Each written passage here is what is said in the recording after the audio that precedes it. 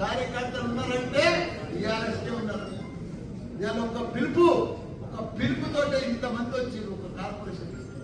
ఇంకా సగం మంది జర కన్ఫ్యూజ్ ఉండి రాలే, లేకపోతే ఇవాళ కాదు ఇంత పెట్టాలంటే సరిపోను.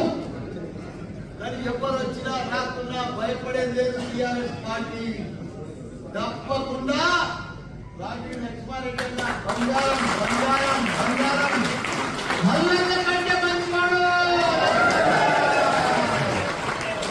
ఎందుకంటే మల్లన్న కంటే మంచివాడు నాకంటే కూడా ఎక్కువ సేవ చేసి ఎంతో మందికి పేదలకు ఆపరేషన్ చేయించాడు. గత 21 సంవత్సరాల సంది ఆయన సేవ చేస్తూనే ఉన్నాడు. అటువంటి నాయకుడు ఎక్కడ కూడా మనకు దొరకడం మన అదృష్టం.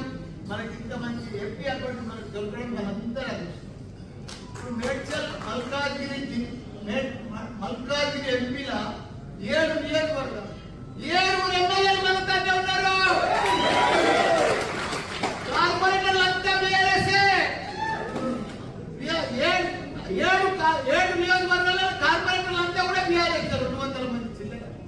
వాళ్ళకి ఎవరికి కూడా క్యాడర్లు లేరు, నాయకులు లేరు, మనుషులు లేరు, బూతులలో కూర్చుంటేందుకు కూడా లేరు వాళ్ళు.